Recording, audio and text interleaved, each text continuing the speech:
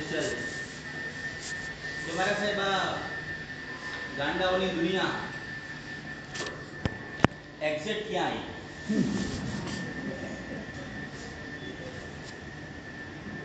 તમે કીધું વડોદરામાં.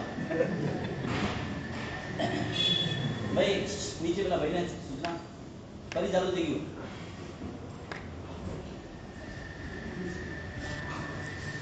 એટલે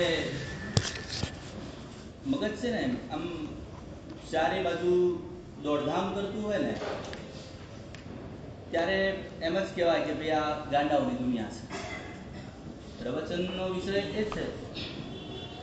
આમ છે ને આજે પ્રારંભમાં જે શ્લોક બોલ્યો ઉપદેશ મારા ગ્રંથનો શ્લોક છે અને એ શ્લોકમાં બહુ જ સરસ મજાનું આમ વિસ્તૃત વર્ણન પણ સરસ મજાનું કરેલું છે. એ શ્લોકની વાત એવી છે કે કૂતરાની અને એક સિંહની કથા મૂકેલી છે. કૂતરું છે ને એ એનો નેચર કેવો હોય છે અને સિંહનો નેચર કેવો હોય છે, આ બંને બાબતે વાતચીત ચાલે છે.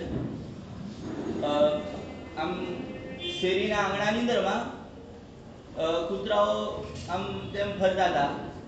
એક 12-15 વર્ષનો છોકરો હશે, એને શું કુતૂહલ હતી ખબર ના પડી. બાજુવાળાનું મકાન પાડેલું હતું અને એ મકાન પડવાના કારણે ઘણા બધા ભેખાડાઓ ત્યાં બધા પડેલા હતા. એટલે પેલા છોકરાએ ભેખાડો હાથમાં લીધો અને પછી ખબર નહીં શું સૂજ્યું, સામે દેખ્યું છે ને કંઈક નવું કરવા જોઈએ, બાળ ચેષ્ટા જે કહેવાય ને એવી પ્રક્રિયાની અંદરમાં પેલો દીકરો હાથમાં પથ્થર લીધો ને પેલા કૂતરાને જોરથી ને એમ માર્યો. એટલે પેલું કૂતરું આમ તેમ જોવા માંડ્યું અને પછી પેલો પથ્થર જ્યાં પડ્યો હતો ને ત્યાં જઈ એ પથ્થરને પોતાના મોઢામાં લીધો અને એને બચકા ભરવાનું કામ કરે છે. હવે પેલો છોકરો આમ જોયા જ કરે છે, ઓહો કેવી મજા આવી ગઈ. એટલે એને પાછો બીજો ટેકાળો હાથમાં લીધો અને પછી ફરી બીજો પથ્થર માર્યો અને પછી પેલો પથ્થરને છોડી આ પથ્થરની પાસે આવ્યો, એને મોઢામાં લીધું અને એને બચકા ભરવાનું ચાલુ કર્યું. ઉપર ગેલેરીમાં બીજો એક છોકરો ઉપર ફર્સ્ટ ફ્લોર ઉપર ઉભો જોતો હતો કે આને કંઈક કર્યું તો આપણે કંઈક કરીએ. એટલે પેલો છોકરો નીચે ઉતર્યો. એ છોકરો નીચે ઉતર્યા પછી એને પણ આ જ કામ કર્યું ભાઈ કે હાથમાં પથ્થર લીધો, પેલો ટેકાળો લીધો અને જોરથી પેલા કૂતરાને માર્યો. અને હવે પેલું કૂતરું શું કરવાનું ભાઈ? પથ્થરને બચકા ભર્યા કરવાનું. એટલે પેલાને પણ બહુ મજા આવી ગઈ. હવે તમે સેકન્ડ ફ્લોર ઉભેલા હતા અને તમે જોયું એટલે તમને આમ કંઈક વિચાર આવે કે ન આવે ભાઈ? વિચાર આવે કે ન આવે? આવે. વિચાર આવે તો શું વિચાર આવે? આ શું ચાલી રહ્યું છે? પહેલી દ્રષ્ટિએ તો છે ને આમાં એક ક્લિપ જાતિના એક કૂતરાઓ આ લોકોનું છે ને આમ મગજ જ આવું કંઈક દોડતું હોય કે જ્યાં જેને જે માર્યું એને બચકા ભરવા માટે જવાનું. હવે આમ થોડા દિવસ તો આ બધું તમે જોયા કર્યું કે છોકરાઓને પણ રોજ મજા આવતી હતી. બાકી બધીની ગેમ બાજુમાં પણ રોજ એક દેખાડો લઈને પેલા કૂતરાને મારવાનો અને કૂતરાનું નાટક પેલાને જોવાનું. આવું રોજ બરોજ ચાલવા માંડ્યું. હવે તમારે ક્યાંક ગિરનાર યાત્રા કરવા માટે જવાનું થયું. ગિરનાર જતા ઉપર ચડ્યા અને નીચેથી કોઈક નાનકડી આમ છે ને કેડી જતી હતી, કેડીમાંથી તમે નીચે ઉતર્યા અને પેલો કોઈક પારધી જેવો માણસ મળી ગયો અને જે સિંહને આમ મારવા વાળો હોય ને એને હાથમાં પેલું બાણ લીધું, તીર ચડાવ્યું અને ધનુષ કેન્દ્રમાં તીર ચડાવતાની સાથે પેલા તીર જોરથી છોડ્યું. હવે આ કૂતરું નતું, આ સિંહ. એ સિંહે શું કામ કર્યું ખબર છે? એને તીરની સામે જોયું અને આ તીર ક્યાંથી આવ્યું છે એ જોયું અને પછી જ્યાં તીર છોડવા વાળો માણસ છે એની ઉપર એને ઝંપલાવવાનું કામ કર્યું અને થોડી જ ક્ષણોની અંદરમાં પેલો હતો નહોતો થઈ ગયો. હવે આ બેમાં આ તો સિંહ અને કૂતરાની વાત હતી. હું તમને પૂછું છું કે આમાંથી ડાહ્યું પ્રાણી કયું કહેવાય? કારણ ભાઈ ડાહ્યું પ્રાણી કોણ કહેવાય? સિંહ. સિંહને કેમ ડાહ્યું આપણે કીધું ભાઈ? જોરથી ને કારણ હતું એને પકડ્યું માટે સિંહ ડાહ્યો. અને જે ડાયરેક્ટ જે વ્યક્તિ નિમિત્ત બન્યો છે એ વ્યક્તિને એટલે કે પેલા પથ્થરને એ કરડવા માટે જાય છે. માટે કૂતરું કેવું કહેવાય ભાઈ? તમને બધાને પૂછું છું, કૂતરું કેવું કહેવાય? ગઈ વખતે પણ પ્રવચનમાં છે ને આપણે આક્ષેપની સામે આક્ષેપ કરવા વાળા માણસ હોય એને પણ આપણે કૂતરા કીધેલા. આજે હું તમને એ જ વસ્તુ સમજાવવા માંગુ છું કે આપણા બધાની વર્તમાન જિંદગી સાચા અર્થમાં કહું ને પુણ્યશાળી, ખરેખર તમને લોકોને જિંદગી જીવતા પણ નથી આવડતી.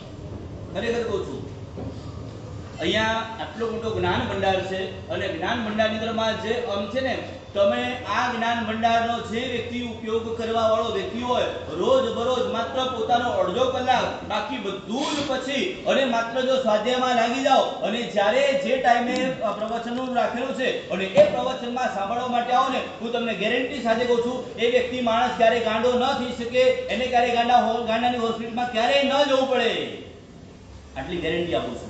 આજે તો આપણે બધાને શું થયું છે કે આપણે અનુકૂળતા હોય, આપણે આપણા સમય આવીને બેસવાનું અને આપણે સમય ઊભા થઈને નીકળી જવાનું.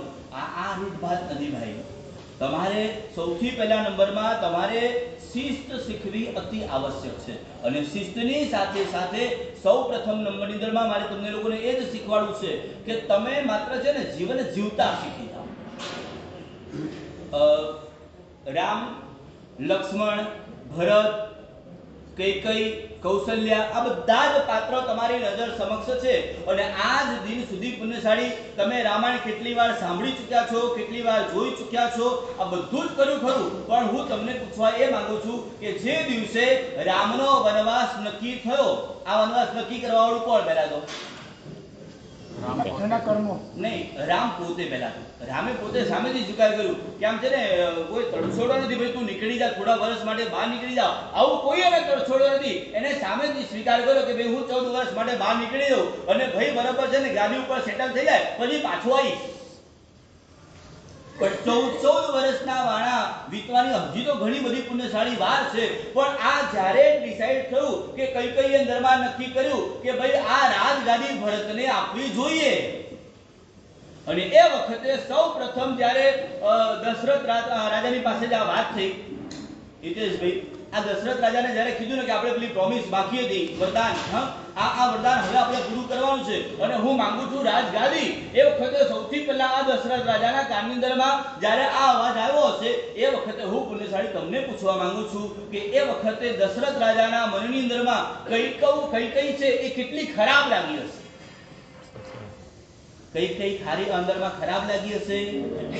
ભાઈ તમને બધાને પૂછું છું, હા, એને ક્યાંય આ છે ને પરિણત આત્મા હોય ને એને ક્યાંય ખરાબ ના લાગે. હા, મનથી સહેજ થોડો અંદરમાં ભાર આવી જાય, સહેજ દુઃખ થઈ જાય, પણ છતાં એ વખતે એ દશરથ રાજાના મનની અંદરમાં પણ એની પરિણતિનું સ્તર આટલું જ બનેલું હતું કે આવું તો સંસારમાં બને.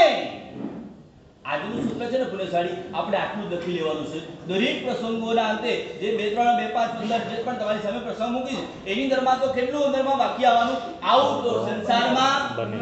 અને આવો વિચાર જેને ન આવે એ વ્યક્તિ કેવો કહેવાય? ભાઈ બોલો ને, એ વ્યક્તિ કેવો કહેવાય? ગાંડો કહેવાય ભાઈ. આ સમજણ જ્યાં સુધી તમારા હૃદયમાં અવતરિત નથી થયેલી ત્યાં સુધી તમે કેવા? ગાંડા. હિતેશભાઈ, સ્વીકારવું જ પડશે કે આપણે ગાંડા જેવા છે. ભલે પેલી કારેલી બાગની બાજુની અંદરમાં થોડે નજીકમાં છે ને પેલી મેન્ટલ હોસ્પિટલ છે,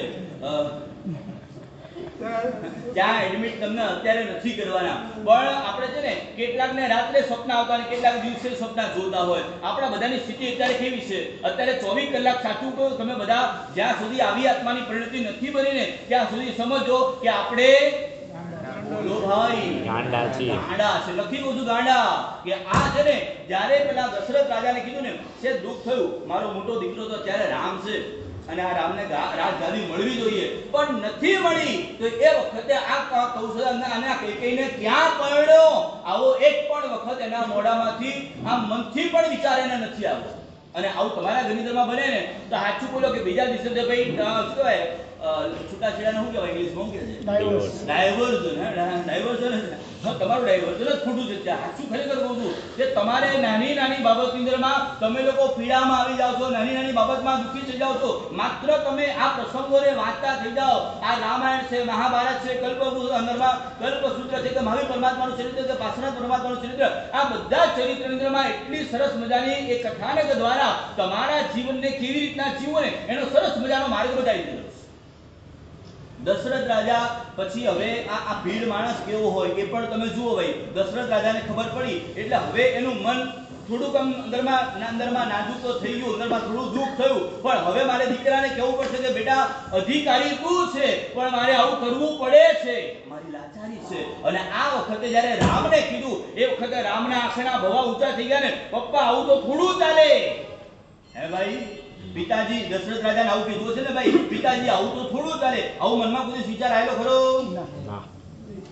અને હું તમને પૂછું ભાઈ કે તમારા ઘરની અંદરમાં આવો કોઈ પ્રસંગ આવ્યો હોય કે બેટા આમ મેં વિચાર્યું તો ઘરમાં 2 દીકરા હોય અને બંને દીકરાને ભાગે પડતું આપીશ, પણ એ વખતે મનમાં કઈ અંદરમાં સંકલ્પ વિકલ્પ કઈ ચાલતા હોય અને પત્નીના કહેવાથી નાના દીકરાને બધું જ આપવા માટેનું શ્રાવી કાયમ કે બધું નાના દીકરાને આપી દેવાનું છે અને મોટા દીકરાને એ બહુ કમાવું થઈ ગયો છે અને એની પાસે કેપેસિટી સારી છે, એની રીતના જીવવા દો. અને તમારા ત્યાં અત્યારે કરોડો રૂપિયા થઈ ગયેલા છે અને બધું જ નાના ભાઈને આપી દેવામાં આવે, એ વખતે તમારા મનની પરિણતિ શું, તમારા મનનું સ્તર શું બને? તમારે બોલવાનું ભાઈ. હા, આ બધો પક્ષપાત થઈ રહ્યો છે. જો આત્માની પરિણતિ પુણ્યશાળી વધેલી હોય ને, અરે મારે ક્યાં આવશ્યકતા છે, મારી પાસે તો ઘણું બધું છે, મારે કોઈ આવશે બધું નાના ભાઈને આપી દો. અને આવો મનમાં વિચાર આવે કે આ તો નહીં જ ચાલે અને મા બાપની સામે પણ કોર્ટ કચેરી જવા માટે પણ આ કલિયુગની અંદરમાં એવા દીકરાઓ મોટે ભાગે એમ કહેવાય 10 ઘરે 4 ઘર આવા હશે કે મા બાપની સામે પડવા વાળા.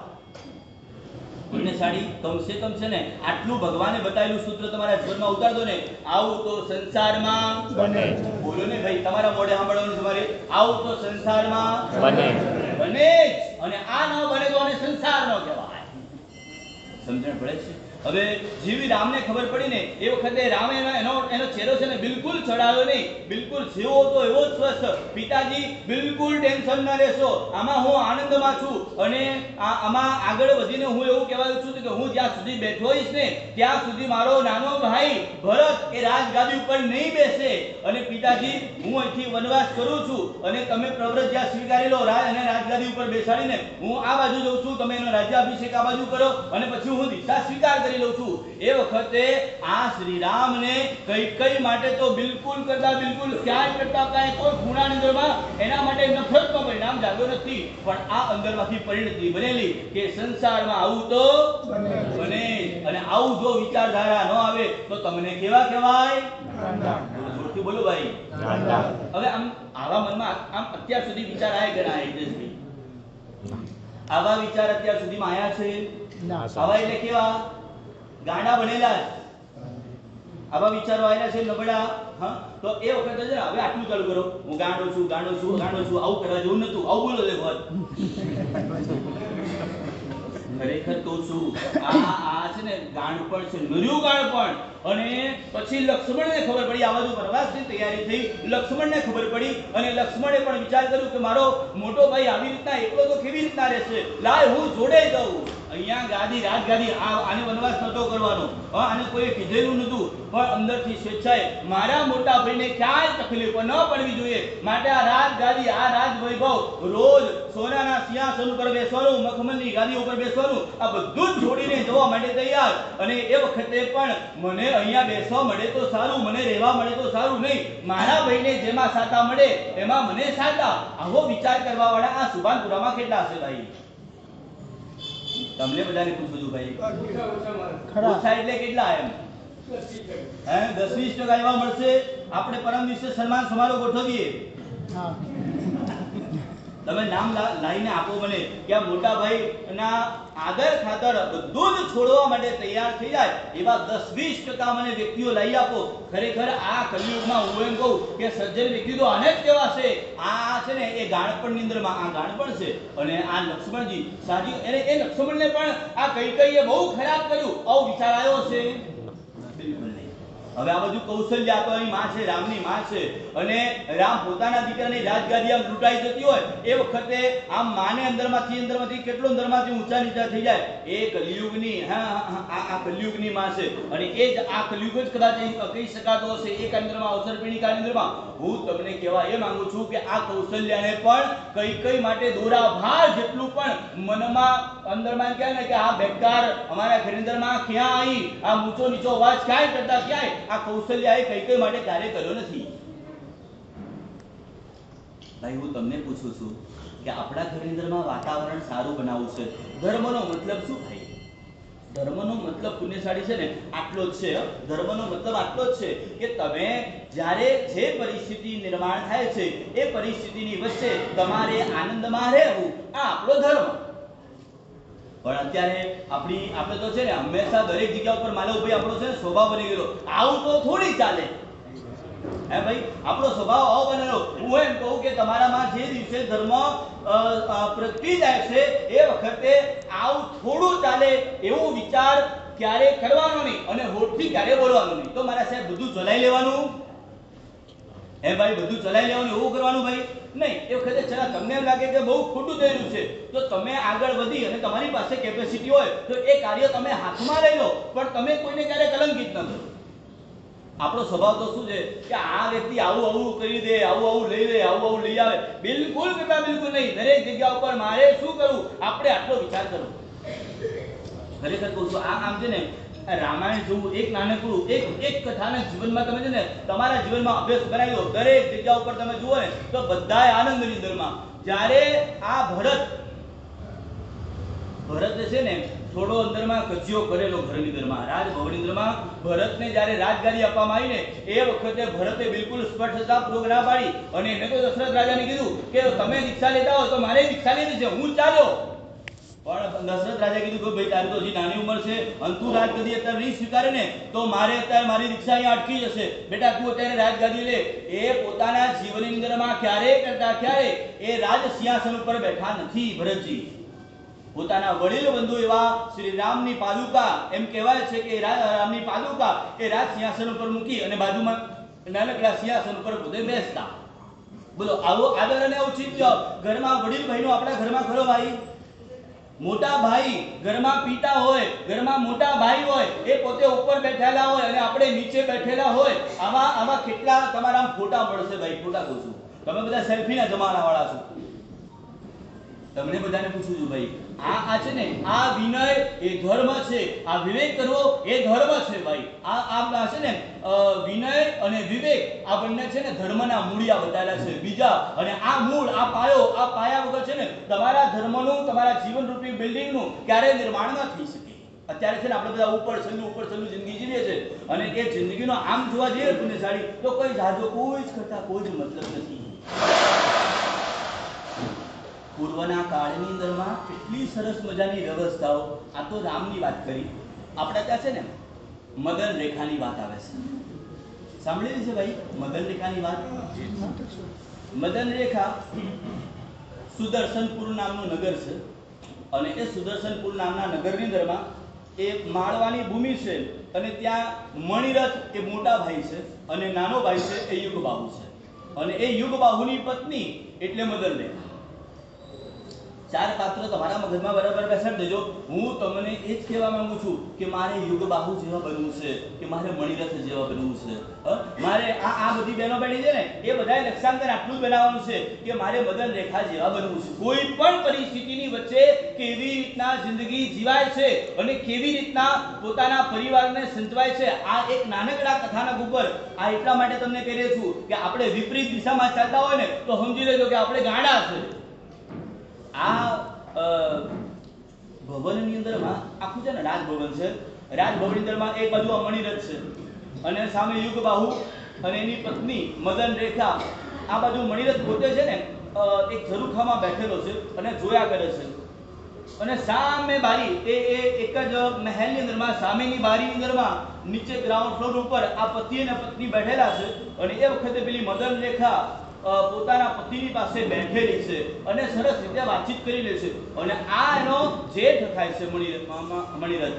આ જેઠ છે ને આમ એની સામે ભાભીની સામે નજર પડી અને વિચાર કરે છે કે ચાલું મને મદન રેખા મળવી જોઈએ. મનમાં છે ને કામ વાસના જાય, મને મદન રેખા જોઈએ અને આ મદન રેખા પામવા માટે ખૂબ કાવતરા એને ચાલુ કરી દીધા. મદન રેખાને અત્યારે એ પોતે ગર્ભવતી બની ગયેલી છે અને લગભગ 3-3.5 મહિના કે 4 મહિના જેટલો સમય વ્યતીત થઈ ગયેલો છે અને આ પતિ અને પત્ની યુગબાહુ અને મદન રેખા બંને આમને સામને સરસ રીતે બેઠેલા છે, અલગ મલગની વાતો કરી રહ્યા છે અને આ દૂર દૂર રહેલો પેલો મણિરથ છે એનો ચહેરો જોઈ અંદરમાંથી કામ વાસનાથી આંસુ ભરે છે. મનની અંદરમાં આ છે ને બહુ જો અંદરમાંથી વિષય વાસના હોય અને જેના કારણે પોતાનું આખું પ્રતિષ્ઠિત લેવલ એ કેવી રીતના નીચે ઉતરે છે ને, આ કથાના કેટલી જબરદસ્ત છે કે તમારામાં જો અંદરમાં લાયકાત હોય ને તો તમારી આંખમાંથી બે આંસુ સર્યા વગર નહીં રહી શકે. પુણ્યશાળી આ મણિરથ હવે વિચાર કરે છે કે મારા ભાભીને એની પાસે કંઈક ભોગ ભોગવવા છે અને એવી ભયંકર અંદરમાંથી કામ વાસનાથી બબૂકે છે અને એની પત્ની દ્વારા સરસ મજાના અલંકાર એ સામેથી આ મદન રેખા માટે મોકલે છે. પેલી વ્યક્તિને નજીક લાવવા માટે કંઈક આપવું પડે અને એ નજીક લાવવા માટે કંઈક આપવાનું ચાલુ કર્યું. પહેલા દિવસે સરસ મજાનો હીરાનો સેટ મોકલ્યો, બીજા દિવસે સારી સાડીઓ મોકલી, ત્રીજા દિવસે સારું ખાણું મોકલ્યું. આવું રોજ બરોજ કંઈકનું કંઈક ચાલ્યા કરે છે. આના 4 મહિના આ ગર્ભવતીના પૂરા થાય છે. વિચાર કરે છે કે કાંઈક ફરવા જવું છે. ગર્ભ જ્યારે પેટની અંદરમાં આવી ગયેલો હોય ને ત્યારે એની બધી જ રીત ભાત છે ને એ આખી બદલાઈ ગયેલી. આપણે ત્યાં છે ને મેં લગભગ સમજો ને કે આ બાજુ અખોટા, કારેલીબાગ, ઇન્દ્રપુરી લગભગ તમામ સંઘોની અંદરમાં એક નજર નાખી. આપણા આખા વડોદરાની અંદરમાં એક વસ્તુની બહુ મોટી કચાશ. આપણા આખા વડોદરામાં ગર્ભ સંસ્કાર માટે એક પણ સંઘની અંદરમાં કોઈ સંઘવાળાએ વિચાર્યું નથી કે જે પણ ગર્ભવતી સ્ત્રીઓ હોય એમને કેવી રીતના એમના 9 મહિના ગાળવા જોઈએ એવી વ્યવસ્થા એક પણ સંઘની અંદરમાં નથી. આવું હિતેશભાઈ કંઈક હોવું જોઈએ. ભલે હું એમ કહું કે 3 કિલોમીટરની વચ્ચે એક સ્પોટ સ્પેશિયલ હોય કે એ સ્ત્રીઓને કેવી રીતના દર મહિનાની અંદરમાં શું આરાધના કરવાની, કેવી રીતના એને ખાવાનું, કેવી રીતના પીવાનું, કેવી રીતના એને બેસવાનું, કેવી રીતના એને ચાલવાનું, આ તમામ વાતો આપણા શાસ્ત્રની અંદરમાં બતાવવામાં આવેલી છે.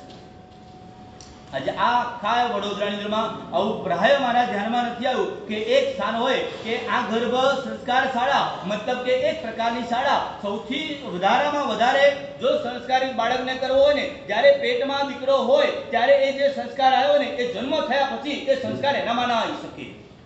હવે આ બાઈ આ મદન રેખા ગર્ભવતી છે અને ગર્ભવતી હોવાના નાતે એને વિચાર આવ્યો મારે બગીચામાં જવું છે. એ વખતે ઉદ્યાન વગેરેની વ્યવસ્થા પોતાના ઉદ્યાનો અને એ ઉદ્યાન અંદરમાં પોતે પોતાની દાસીઓની સાથે ગઈ છે અને પેલા મણિરથને ખબર પડી ગઈ કે આ અત્યારે મદન રેખા બગીચામાં ગઈ છે. પાછળ ધીરે ધીરે પેલી પહોંચ્યા પછી એ ત્યાં પહોંચી ગયો અને ત્યાં પહોંચ્યા પછી એને સીધી પોતાની એક વાત ચાલુ કરી કે મદન રેખા તું મને તારા પુરુષ તરીકે સ્વીકારી દે. હવે સાચું બોલો કે આ પોતાનો જે આવી ગંદી વાત કરતો હોય ત્યારે મનને કેવું રાખવાનું હોય. પહેલા તો ભાઈ આ મદન રેખા છે ને એ પણ એટલી બધી પીડ કે એને અરે તમે તો સ્ત્રી નથી, તમે પુરુષ છો જ, તમે નપુંસક નથી, તમે પુરુષ છો, આમ કરીને વાત ઉડાડી દીધી પહેલા તો.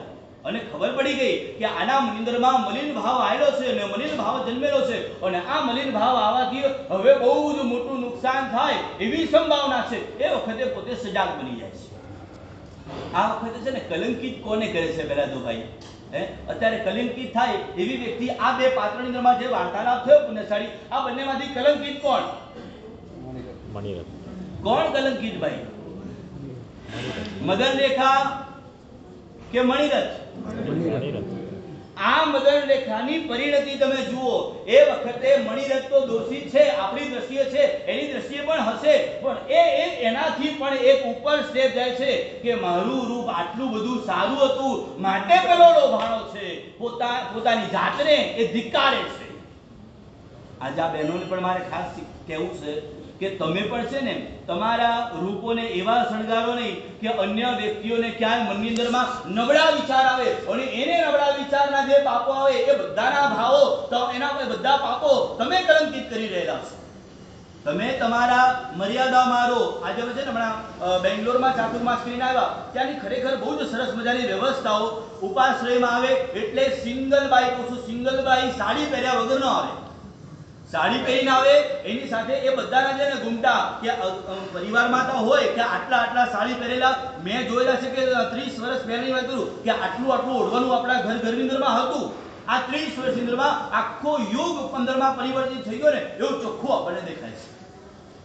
અને હવે તો ઘરમાં પુત્ર વધુ કોણ કે દીકરી કોણ એ જ ખબર ના પડે. ખરેખર કહું છું કે આ મદન રેખા જેવા કંઈક બનવાના વિચાર કરો, પોતાની જાતને ધિક્કારે છે કે મારું રૂપ હું રોજ શણગારું છું. આ શૃંગારનો જ પરિણામ છે કે અમારા રૂપના કારણે એ મારામાં લોભાયો, પોતાને દોષી બનાવે છે. પણ અહીંયા મારે હજી સાવધ રહેવાનું છે. અને આ સાવધ રહેવા માટે હું એમ કહું કે એ વખતે મણિરથને એને પોતે મણિરથને કદાચ એને દોષી ગણ્યો હોત તો એ કૂતરા જેવી થાત કે સિંહ જેવી થાત? કૂતરા ડાઈ થાત કે ગાંડી થાત? બોલો ને ભાઈ, ડાઈ કે ગાંડી?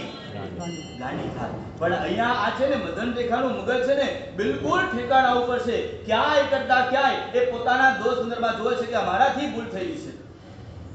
હવે પાછું વળી ગયું અને પછી હવે પેલાના મગજની અંદરમાં વધારે અંદરમાં છે ઉશ્કેરણી થઈ કે આને મને છે ને ધિક્કાર્યો છે એવું મનોમન એને થઈ ગયું. હવે વિચાર કરે છે મણિરથ પોતે રાત્રે સૂતેલો, આખી રાત પડખા ફર્યા કર્યા. અને રાત્રે વિચાર કર્યો કે હવે મારે મદન રેખા જોઈતી હોય તો મારો યુગ બાહુભાઈ જીવતો ન રહ્યો. આ કરુણ સ્થિતિ વિષય વાસના કેટલું સંસારના કુવાંડરમાં છે નીચે સુધી ઉતારી દે. અને આ યુગ બાહુ હવે જીવતો ન રહેવો જોઈએ. અને આ વાસ વાગે નહીં, વાસળી વાગે નહીં, અંદરમાંથી એવી રીતના આખી રાત પસાર કરે છે અને નક્કી કરે છે કે હવે જલ્દીમાં જલ્દી યુગ બાહુને એવા કોઈ સ્થાનમાં લઈ જાઓ અને ત્યાં એને પૂરો કરી દે. ભાઈ આના મંદિરમાં જે વિચાર આવે છે એ વિચાર સારા કે ખરાબ? બિલકુલ બધાની દ્રષ્ટિએ એક જ સરખો વિચાર છે. આ વિચાર છે બિલકુલ ખરાબ વિચાર છે. અને હવે આને લગભગ 7 મહિના થઈ ગયા આ મદન રેખાને. અને મદન રેખાને વિચાર આવે છે યુગ બાહુને લઈ અને પાછા ઉદ્યાનમાં સાથે બધા જઈએ, નોકરો ચાકરોની સાથે. અને વિચાર કરો કે 2-3 દિવસ છે ને આપણે પેલા ઉદ્યાનમાં જ રહીશું. પહેલા દિવસે જમવા માટેની વ્યવસ્થા બધી ત્યાં થઈ ગઈ. રાત્રિનો સમય છે. કેડી ઘર બનાવ્યું છે અને કેડી ઘરની અંદરમાં આ પતિ અને પત્ની સૂતેલા છે. અને બહાર બધા સૈનિકોને કીધેલું છે કે અંદર કોઈને આવવા દેવાના નહીં. રાત્રિનો સમય છે અને આમ કહેવાય કે અમાવસ્યા જેવા દિવસો છે અને ઘોર અંધકાર ચારે બાજુ છે. અને એમાં પેલો મણિરથ અચાનક જ આવ્યો એક તલવાર લઈને અને ઘોડા ઉપરથી નીચે ઉતરે છે અને પૂછે છે કે યુગ બાહુ ક્યાં છે? કેડી ઘરમાં સૂતેલો છે. કઈ બાજુ છે કેડી ઘર? આમ જવા માટે તૈયાર થાય છે અને એ વખતે પેલા સૈનિકો કે અરે અંદર નહીં જવાય. યુગ બાહુએ કીધેલું છે કે અંદર કોઈને આવવા દેતા નહીં. એ કે હું એનો ભાઈ છું, તમે મને કોણ કહેવા વાળા? મને જવા દો. અને છતાંય તે પેલા એ બધા બરાબર આમ પકડી રાખ્યા. અને પેલો એક સિપાહીને બહારથી બૂમ પાડે છે કે યુગ બાહુજી, રાજન અહીંયા તમારા મોટા ભાઈ આવ્યા છે અને બહાર તમારો ઇંતજાર કરે છે ને અર્જન્ટ અત્યારે. એટલે પેલો યુગ બાહુ મનમાં વિચાર શું કરે છે? પહેલા તો યુગ બાહુને આ વાતની કોઈ ગંધ નથી. આ છે ને ગંભીરતા. આજે આ સ્ત્રીઓમાં હું તમને ગેરંટી સાથે કહું, આ સ્ત્રીઓમાં કોઈ જગ્યા પર કોઈ ગંભીરતા નહીં. તમારા ઘરની અંદરમાં ઘટેલી કોઈક ઘટના અને એ ઘટના એ પેટની અંદરમાં જો અંદરમાં પચાઈ શકે ને તો એ સાચી શ્રાવિકા કહેવાય. આ છે ને આ લોકોમાં પેટની અંદરમાં પચાવવાની કોઈ તાકાત અત્યારે નથી. બેનો તમને ગાળો નથી તો એટલું ધ્યાન રાખજો. પણ તમારી પરિણતિને વધારવા માટે આજ દિન સુધી પેલા મણિરથે પરેશાન કરવા માટેની વિષય વાસનાની તમામ બધી વાતો કરી ચૂક્યો છે. પણ આજ દિન સુધી એને યુગ બાહુને નથી કરી કે જો હું યુગ બાહુને આ વાત કરીશ ને તો આ બંને ભાઈઓ લડશે, ઝઘડશે અને કેટલાય એના સિંદોર ઘૂસાઈ જશે. એના માટે થઈને પોતે ગંભીર રહી છે. તમારા ઘરની કોઈ પણ વાત હોય એ તમારા ઘરની અંદરમાં રહેલા પીડ વ્યક્તિની પાસે શાંતિથી બેસીને વાત વિચારણા કરવી એમાં તમારું આગવું ઉત્તમ સ્થાન કહેવાય છે. પણ આપણે તો જેવા ઘરની બહાર નીકળીએ અને 400 જણા આપણને મળે અને પછી ધીરે રહીને કહીએ અરે હું તો જ્યારે પરણીને ત્યારે મને એવું તો હતું કે મારા ઘર તો બહુ જ સ્વર્ગ જેવું હતું, પણ શું વાત કરું. આ ગંભીરતા હા, આ ગંભીરતા નથી, એટલું ધ્યાન રાખજો. સાચી શ્રાવિકા, આજે હું એમ કહું કે આવી મદન રેખા જેવી શ્રાવિકાઓની આવશ્યકતા છે. કઈ પણ ગંભીરતાપૂર્વક પોતાના પરિવારના અથવા તો પોતાના પંચના 5 વ્યક્તિની પાસે બહુ જ તકલીફ પહેલા તો સહન જ કરવાનું છે, અને કદાચ સહન હવે નથી કરી શકતા ત્યારે માત્ર એટલી જ વાત કરવાની કે આવી ઘટના ઘટેલી છે, મારે શું કરવું જોઈએ. અહીંયા તો જે દિવસે ન ફાવે એ દિવસે કે ભાઈ હવે છૂટાછેડા. આ કઈ પેલા છે ને પેલા ઢીંગલા ઢીંગલી પરણવાની કોઈ પ્રક્રિયા નથી. આ તમે ઢીંગલા ઢીંગલીની જેમ પરણેલા છો ભાઈ, ના ગમ્યું તો ભાઈ આ ઢીંગલી આમ ગઈ ને ઢીંગલો આમ ગયો. હા, આ મદન રેખા એટલી બધી પક્વ છે.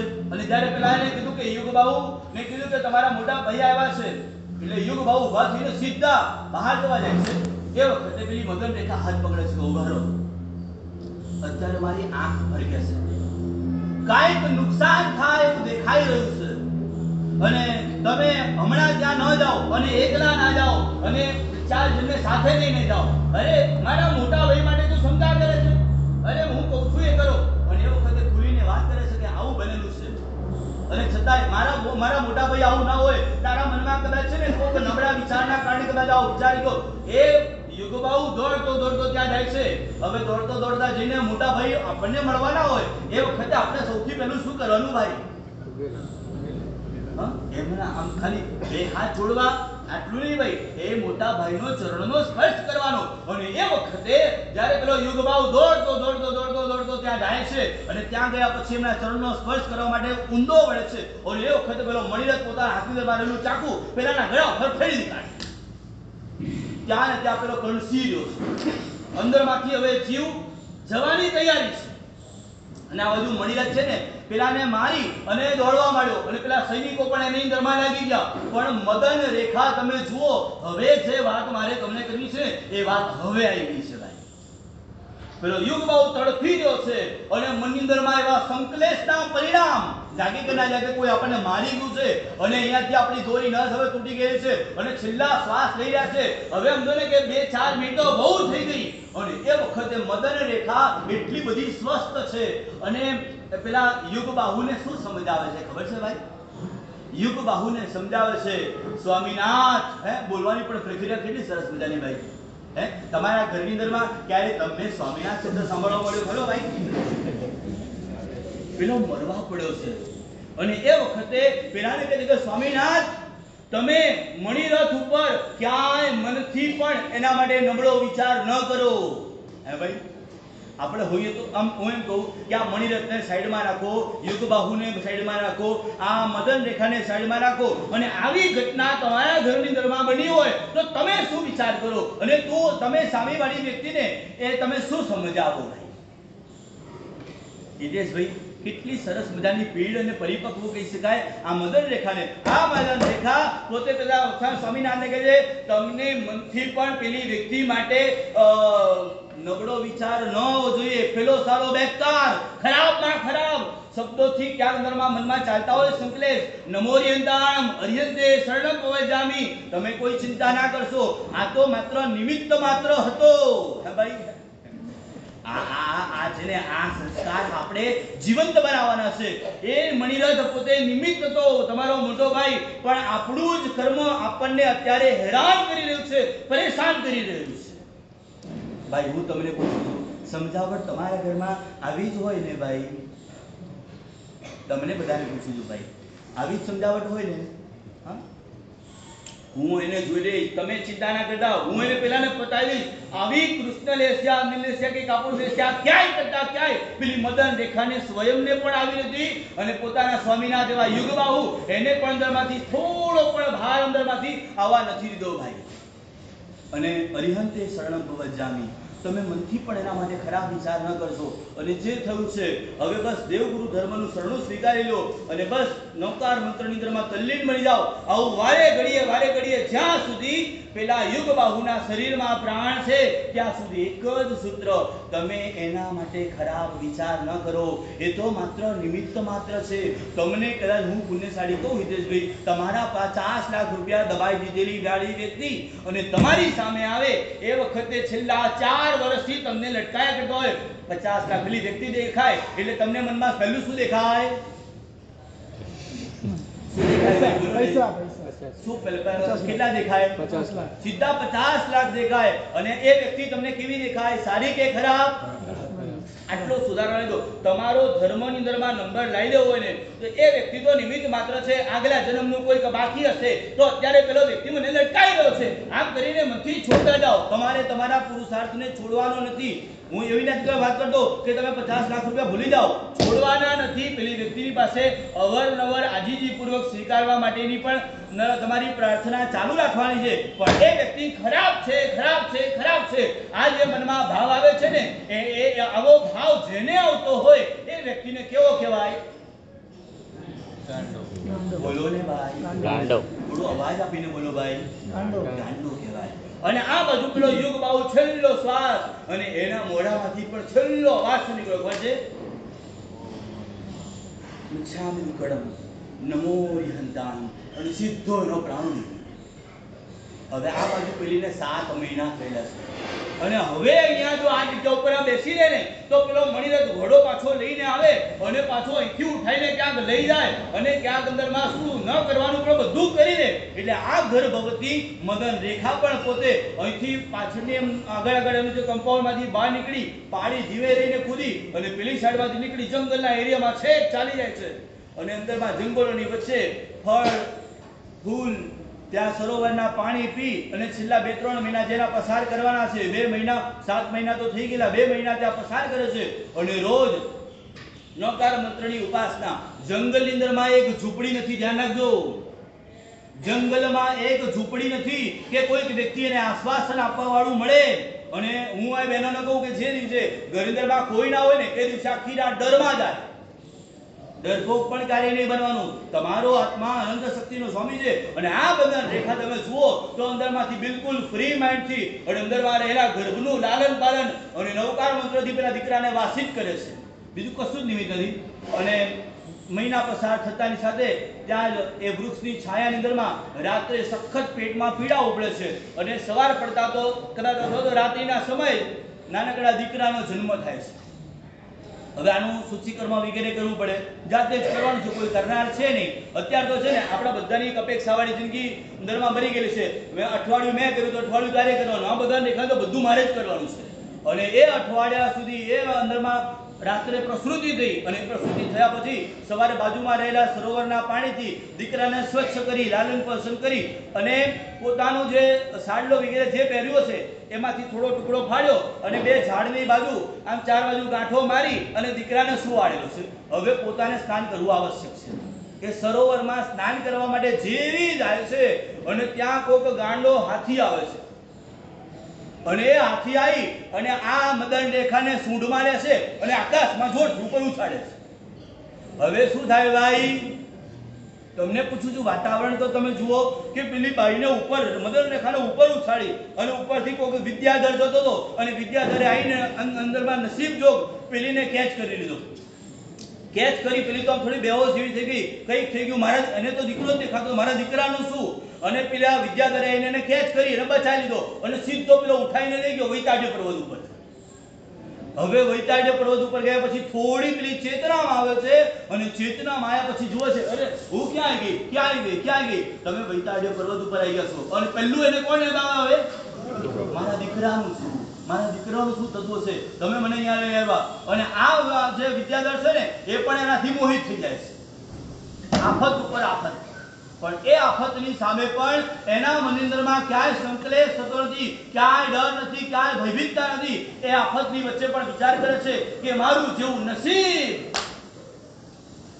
આ વિદ્યાધરને પણ ખરાબ નથી માનતી. અને પેલા વિદ્યાધરની અંદરમાં મનમાં ચાલતા જે શીલ ભંગ થાય એવી પૂરી સંભાવના લાગે છે અને ભગવાનની પાસે પ્રાર્થના કરે છે અને પૂછે મારા દીકરો ક્યાં છે? એ વખતે પેલા વિદ્યાધર પોતાના જ્ઞાનથી જોઈને કહે છે કે તમારા દીકરાને અત્યારે કોઈ રાજા લઈ ગયો છે અને એવું દેખાય છે કે તમારા દીકરાને મોટો થતા સૌથી પહેલા એને રાજા બનાવવામાં આવશે. મિથિલાનો રાજા એ બનશે, આવું કહે છે. અને હવે આના સકંજામાંથી નીકળવું કેવું? અહીંયા તો કોઈ ઓળખીતું નથી, અહીંયા કોઈ પારખીતું નથી. હવે મારે શું કરવાનું? કેવી રીતના આગળ વધવાનું? ક્યાંય કરતા ક્યાંય કોઈ જગ્યા પર એનું મગજ છે ને બિલકુલ શાંત બનાવીને બેસી ગયેલો છે. અને એ વખતે પેલી વિચાર કરે છે કે હવે કંઈક રસ્તો કાઢવો પડશે. અને એ વખતે શ્રાવિક હતી ને એને કીધું કે તમે વિદ્યાધર છો, તો મારી પાસે શક્તિ બહુ સારી છે, તો એક કામ કરો, તમે મને નંદીશ્વર દીપની યાત્રા કરવા માટે લઈ જાઓ. હવે નંદીશ્વરની દીપની યાત્રા કરવા માટે એને લઈ જાય છે. ત્યાં દર્શન કર્યા, પૂજા કર્યા અને એટલું સરસ મજાનો માહોલ બન્યો. અને ત્યાં વૃક્ષની છાયામાં મહાત્મા બેઠેલા હતા. આજની તારીખમાં મારા સાહેબ હોય ભાઈ? બધું જોઈ શકે ભાઈ. ત્યાં પેલી મદન રેખાને દેરાસરમાં અર્ચના વગેરે બધું પતાયા પછી ત્યાં મહાત્માની પાસે લઈ જાય છે. મહાત્માની પાસે પ્રદક્ષિણા આપવાની અને પછી ગુરુ મહારાજને વંદન કરી, ગુરુદેવ હિત શિક્ષા આપો. હવે હિત શિક્ષા લેવા માટે બંને જણા બેઠા. હવે જે વિદ્યાધર હતો ને એના પિતાએ દીક્ષા લીધી હતી અને એ જ દીક્ષિત મુનિ એટલે એ જે મહાત્મા બેઠેલા હતા એ પોતે જ દાના પિતા જ. અને દીકરાનું મોઢું જોતા ખબર પડી ગઈ કે આ વિદ્યાધર એટલે કે મારો દીકરો થોડો અવળચંડો બનેલો છે, આડી દિશામાં જઈ રહ્યો છે, તમારી જેમ ગાંડો થઈ ગયેલો, ઊંધી દિશામાં જાય છે. અને એ વખતે વિચાર કરે કે આ શું થઈ રહ્યું છે, આ શું થઈ રહ્યું છે. અને પેલા હેતુ ઉપદેશ જ એવો આપે છે કે બ્રહ્મચર્યનું અનિષિદ્ધ પાલન કરવાથી કેવો તમને ફળ મળે છે, એવી સરસ મજાની વાત કરે છે. એટલે પેલો વિદ્યાધર આ જીવન માટે બ્રહ્મચર્ય વ્રત સ્વીકારી લે છે. હવે આ બાજુ વ્રત સ્વીકાર્યો છે, આ બાજુ મદન રેખા ઉભેલી છે. અને ત્યાં પાછું કોઈ આકાશમાંથી વિમાન આવ્યું અને મહાત્માની પાસે ઉભા રહ્યા. મહાત્માની પાસે ઉભા રહી આ બાજુ ઉભેલો છે પેલો વિદ્યાધર, આ બાજુ પેલી મદન રેખા, આ બાજુ મહાત્મા. હવે પગે સૌથી પહેલા પેલો દેવ આવી અને પેલી મદન રેખાના ચરણનો એટલે કે દૂર રહીને પગે લાગ્યો છે. પેલો વિદ્યાધર પૂછે છે કે ભાઈ મહાત્મા આ છે અને તું પગે અમને લાગે છે, આવું તો કેવી રીતના બની શકે? એટલે દેવ અત્યારે જવાબ નથી આપતો. પેલા જે મહાત્મા બેઠા છે એ મહાત્મા જવાબ આપે છે કે ભાઈ આ બંનેનો આગલા જન્મનો, આ દેવનો આગલા જન્મનો સંબંધ તું એમના મોઢે સાંભળ. એટલે દેવ એમ કે છે કે આ મારા આ જન્મના જ આ એટલે કે અહીંયા હું તારા દેવ તરીકે છું. આગલા જન્મમાં હું પોતે યુગબાહુ તરીકે હતો અને મારો છેલ્લો સમાધિનો સમય એને સુધારી લીધેલો. મારા મંદિરમાં નફરતના પરિણામ પેલા મને મણિરથ માટે થતા હતા અને મારો આખું મન એને ડાયવર્ટ કરી અને મને બિલકુલ સમાધિ આપી, નફરતના પરિણામ ખલાસ કરી નાખ્યા. અને છેલ્લો મારો શ્વાસ થયો ત્યારે મોરિંતાળા નીકળેલું અને એના પ્રભાવે અત્યારે હું દેવ થયો. ભાઈ તમારા ઘરમાં કોઈ દેવલોકના કોઈ દેવોના વિમાન ઉતર્યા કે ના ઉતર્યા ભાઈ? દેવલોકના દેવના વિમાનો હા ભાઈ તમારા ઘરે ઉતર્યા કે ના ઉતર્યા? હવે આ મદન રેખાનું શું થશે? મદન રેખા પાછી એ મદન રેખા પેલા દેવ જ કહે છે કે હું તમને તમારે જ્યાં જવું હોય ને ત્યાં હું તમને મૂકવા માટે આવી જાઉં. હવે આ મૂકવા માટે આવે છે એટલે સુદર્શન છે, જે સુદર્શનપુર હતું ત્યાંનો રાજા તો એનો જે મોટો દીકરો હતો એ રાજ્ય અત્યારે કરી રહેલો છે. અને આ જે નાનો દીકરો એ પણ હવે થોડા સમયની અંદરમાં તો મોટો થઈ ગયો અને કદાચ રાજગાદી ઉપર યુવરાજ તરીકે બેસી ગયેલો છે. અને ત્યાંથી પેલો વિદ્યાધર ને મૂકી અને પેલા દેવના વિમાનમાં બેસી જાય છે મદન રેખા અને મિથિલા નગરીની અંદરમાં, મિથિલાપુરીની અંદરમાં આવી અને પેલી મદન રેખાને ત્યાં છોડી દે છે. અને છોડ્યા પછી નીચે ઉતરે છે, વિચાર કરે કે સૌથી પહેલા તો છે ને મારો નાનો દીકરા જે રાજા બન્યો છે ને એને મારે મળવા જવું છે. પણ રસ્તાની અંદરમાં છે ને થોડાક સાધ્વીજીની ટોળી જતી હતી. સાધ્વીજી ભગવંતોમાં પણ છે ને કેટલી બધી તાકાત હોય છે. અહીંયા આપણા જે સાધ્વીજી મહારાજ આવ્યા છે ને બધા સાધ્વીજી ભગવંતોની અલગ અલગ પ્રકારની તાકાત છે. જેટલા પણ મહાત્મા બેઠા છે ને એ બધાની અલગ અલગ પ્રકારની તાકાત છે ભાઈ. એ બધી વાત અત્યારે કરીશ તો પછી વાત સાઈડમાં રહેશે. પેલા સાધ્વીજી ભગવંતોની ટોળી એટલી સરસ મજાની આમ ચાલતી હતી, હિરિયા સમિતિ પૂર્વક નીચે જોઈને ચાલતા હતા. અને આ મદન રેખાનું મન સાધ્વીજી ભગવંતોમાં પરવાઈ ગયું અને વિચાર કર્યો લાવ દીક્ષા લઈ લો. હવે પહેલા મનમાં વિચાર હતો કે દીક્ષા તો લેવી છે પણ પહેલા મારા દીકરાને, નાના દીકરાને જોઈ અને પછી દીક્ષા લઉં. પછી વિચાર કરે કે રડું મારે જો દીક્ષા લેવી જ છે તો દીકરાનું મોઢું જોઉં તો પાછો સ્નેહરાજ જીવતો રહે, એના કરતા બેટર છે કે પહેલો દીક્ષા લઈ લો. એટલે સાધ્વીજી ગુરુની પાસે જાય અને સાધ્વીજી મહારાજને સીધી વિનંતી કરે કે ગુરુ મૈયા સંયમ જીવન આપો. અને ખાલી મોડું જોવે ને એટલે પછી ત્યાં ને ત્યાં પેલી મદન રેખાની દીક્ષા થઈ જાય. અને ત્યાં પેલી સુવ્રતા સાધ્વીજી, એ સાધ્વીજીનું મદન રેખાનું નામ સુવ્રતા પડે છે અને સુવ્રતા સાધ્વીજી તરીકેનું જીવન ચાલુ થયું. એટલે આટલું ઈઝી દીક્ષા મળે કે ન મળે ભાઈ? બીજે આટલી ઈઝી દીક્ષા મળે કે ન મળે? તમારે ગુરુ ભગવંતોની પાસે જાઓ ને ત્યારે ગુરુ ભગવંતોની પાસે ગયા પછી આમ તમને આમ ખેંચાણ અંદરમાં જાય કે લાવ જવું આવું કેટલી વાર થાય ભાઈ? મોક્ષ નજીક આવે ને અશ્વિનભાઈ એટલે લાવ હું જલ્દી ગુરુ ભગવંતની પાસે જઉં આનો સાહજિકતાથી આવો વિચારા કરે અને પેલી મદન રેખાને જઈ અને સિદ્ધિ શરણાગતિ મમ મુંડાવે હ મમ પગાવે અને મમ વેસમ સમપેહ કરી અને સિદ્ધિ પેલીની દીક્ષા થઈ ગઈ. સુવ્રતા સાધ્વીજી થઈ ગઈ. હવે આ બંને જણા બહાર નીકળેલા હતા અને આ બાજુ પેલો જે નાનો દીકરો છે ને એ નાના દીકરો એક બાજુ મોટો હતો અને એક નાનો હતો જેને પેલો રાજા લૈયાનો રાજા અભિષેક થઈ ગયેલો. આ નાના દીકરો એટલે નમીરાજ હશે. નમીરાજ એનું નામ. અને નમીરાજ ક્યાંક બહાર ફરવા નીકળેલો છે. ઘણા બધા હાથીઓ જોડે જોડે એમને એમ ચાલતા હશે અને અચાનક શું થયું? આ નમીરાજનો એટલે કે નાના દીકરાનો હાથી એ સીધો ગયો અને સુદર્શનપુરની અંદરમાં એટલે કે સુદર્શન નગર જે હશે ત્યાં નગરમાં પેલો હાથી ઘૂસી ગયો. અને આનો મોટો ભાઈ, બંનેને ખબર નથી મેં બંને સગા ભાઈઓ છે, કાંઈ કરતા કાંઈ ખબર નથી. અને આનો હાથી સુદર્શનપુરમાં ગયો અને સુદર્શનપુરની અંદરમાં ગયા પછી સીધો પેલા રાજા એટલે કે એનો મોટો જે ભાઈ છે મોટા ભાઈએ સ્વીકારી લીધો અને બાંધી દીધો અને સારી સંભાળ ને બધું ચાલુ થઈ ગયું. અને પછી ઘણો બધો પેલા નાના ભાઈ એટલે કે નમીરાજે ઘણો બધો હાથીને શોધ્યો પણ હાથી મળે નહીં, બિલકુલ ના મળે હાથી. અને છેલ્લે ખબર પડી કે સુદર્શનપુરના જે રાજા છે અને એ સુદર્શનપુરના રાજાએ આ હાથી લઈ લીધેલો છે. સુદર્શન છે આ સુદર્શન ગામ છે ને નગર છે, ચારે બાજુ મોટી કોટ છે અને એથી સમાચાર અપાઈ ગયા કે તું મારો હાથી પાછો નહીં આપે તો આપણે બંને જણા યુદ્ધ ચડશે. એક નાનકડા પ્રાણી માટે થઈ અને યુદ્ધ છોડવાનું. આપણે એ પ્રાણી માટે એ લોકોએ યુદ્ધ ચાલુ કરેલું બંને ભાઈઓએ. અહીંયા આપણે નાનકડા કોઈક 5-25 લાખ 50 લાખ કે કદાચ પ્રોપર્ટી માટે જઈ કેસ ઉપર કેસ ચાલુ કરીએ એટલે આ બંને અત્યારે આમ જોવા જઈએ ને તો નમીરાજ છે ને ગાંડો થયેલો છે.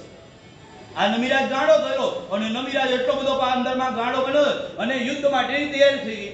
અને આ યુદ્ધ માટે છેક સુદર્શનપુર સુધી પહોંચી ગયેલા છે. અને આ સુવ્રતા સાધ્વીજીને ખબર પડી કે આ મારો દીકરો નમીરાજ, એને ખબર નથી કે હું એની માં છું, એને ખબર નથી. અને ત્યાં આડી જઈને ઊભી રહેશે. ઉભા રહો. બોલો સાધ્વીજી મારાથી આવું કરાય કોઈ દિવસ?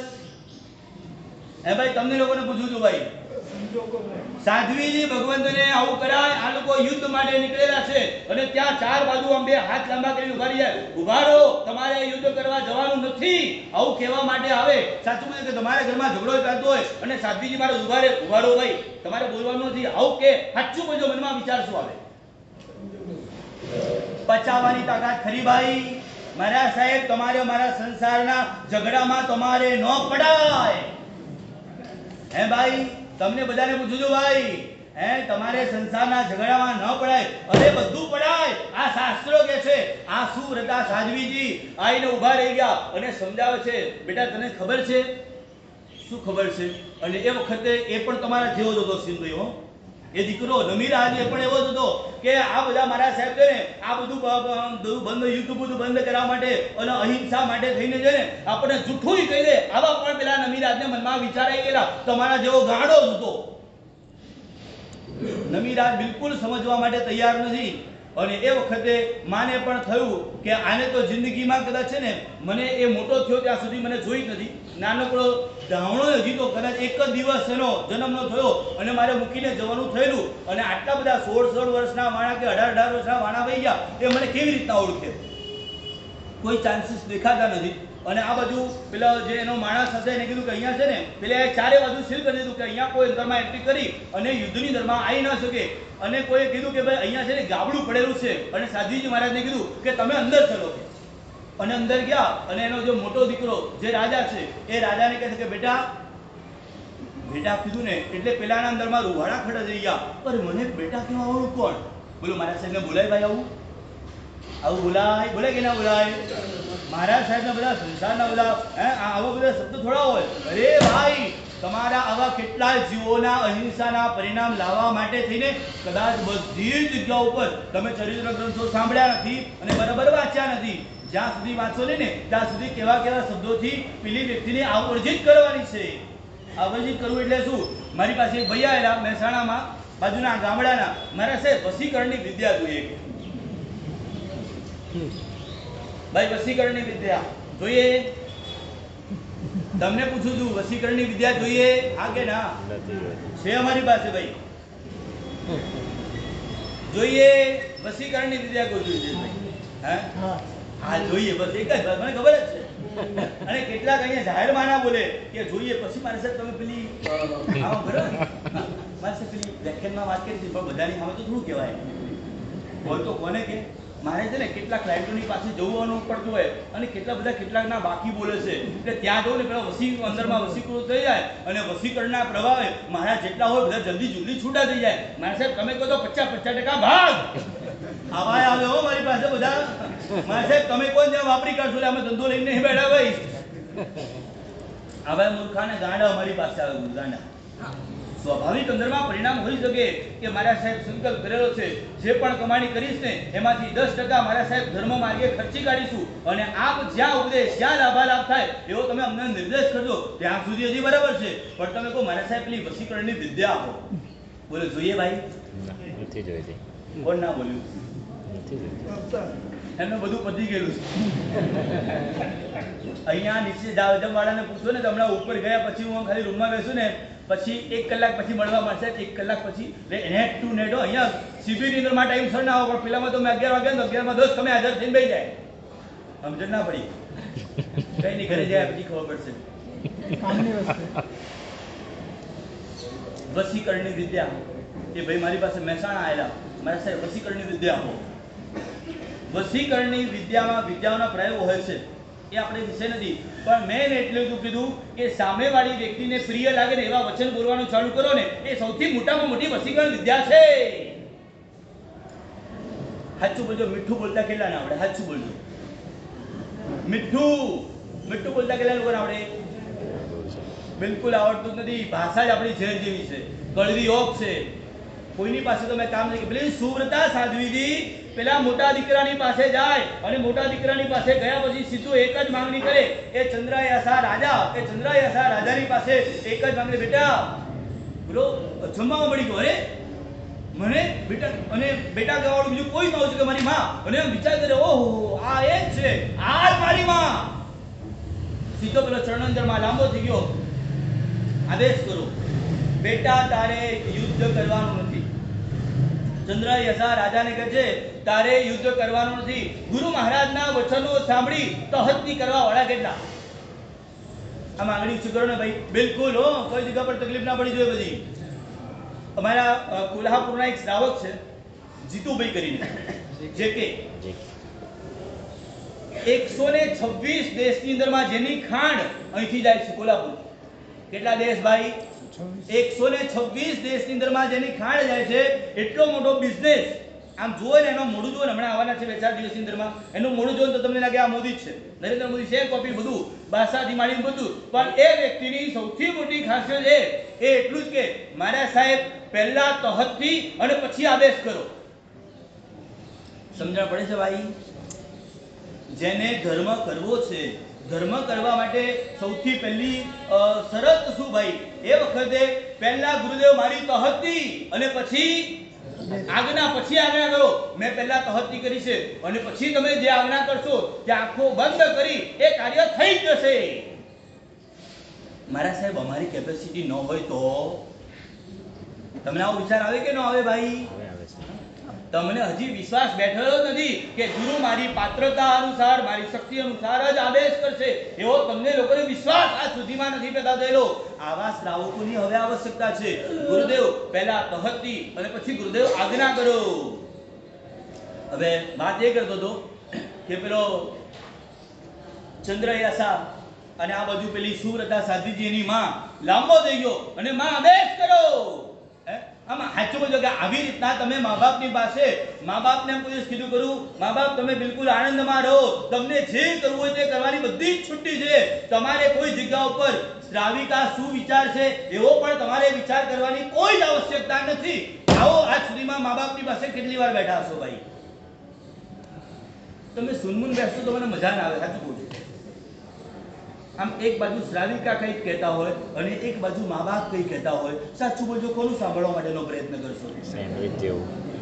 તમે હસતો ને બીજો અમારી છે ને નાની ઉંમરમાં દીક્ષા થયેલી સંસારમાં કોઈ અડોશ પડોશમાં વિશેષ એવી રીતના કોઈ રહેવાનું થયેલું નથી. આ તો વડોદરા વાસી પાસે અને એમાં સુભાનપુરામાં બહુ જ અનુભવી બધા કાંડા ભેગા થયેલા.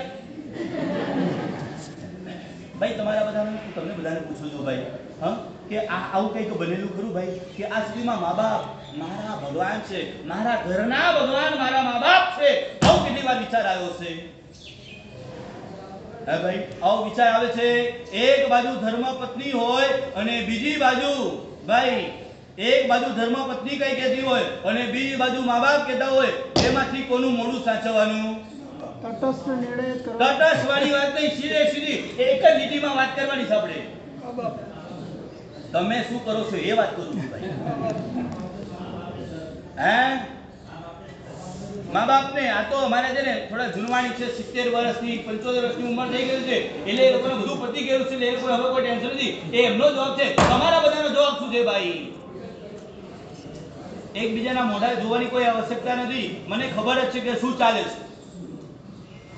તમારે એટલું જ કામ કરવાનું છે, મારા માતા પિતા જેવી રીતના રાજી રહે એ રીતના મારે જીવન જીવવાનું છે. અને ઘરમાં જે દિવસે લગ્ન કર્યા ને, આ બધી વાતો પછી સાઈડમાં રહેશે આપણી સુરતા વાળી, પણ આ વાત ખુલી છે તો થોડુંક છે, જેને પણ થોડો ન્યાય આપી દઈએ.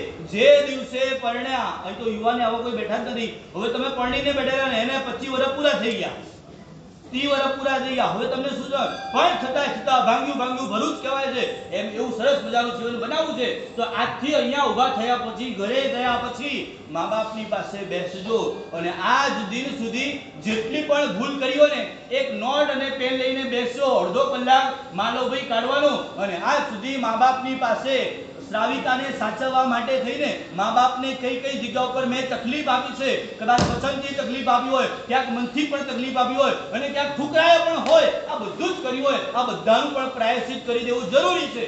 અને જે દિવસે દીકરી પરણીને તમારા ઘરમાં આવે છે, જે પુત્ર વધુનું સ્થાન અત્યારે પ્રાપ્ત કરેલું છે, એ પુત્ર વધુ એટલે કે ઘરની દીકરી જ બને છે અને ઘરમાં જે સાસુ સસરા છે એના મા બાપ બને છે. અને એ મા બાપ જેવી રીતના જીવતા હોય અને એમને જેવી રીતના ગમતું હોય એવી જ રીતના જે જીવતી એ પુત્ર વધુ, હું એમ કહું છું કે વર્તમાનમાં એને સાચી શ્રાવિકાનો દરજ્જો આપી શકાય.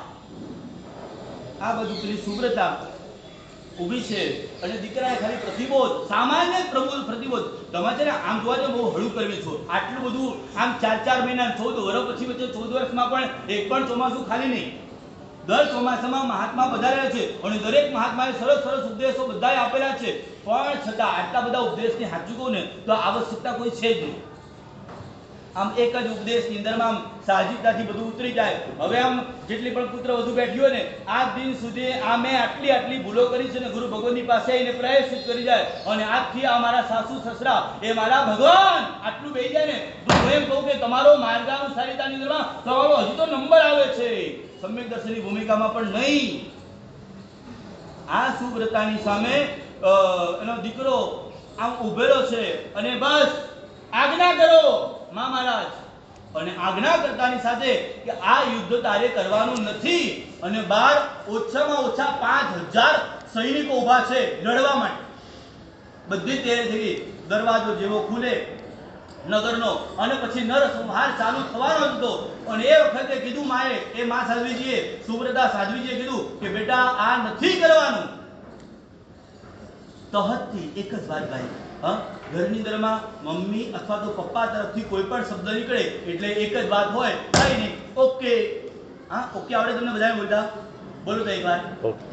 આટલા આવો જ નહીં, ઉપર આચાર્ય ભગવાનને સંભળાય ને એટલા મોડેથી તમારે બધાએ બોલવાનું. મા બાપ કઈ પણ ઊંચું નીચું આડું અવળું, હવે તો આપણે છે ને મા બાપને માપતા થઈ ગયા. તમે બધા ગાડાના અંદરમાં જમાનામાં જીવેલા અને અમે બધા કોમ્પ્યુટર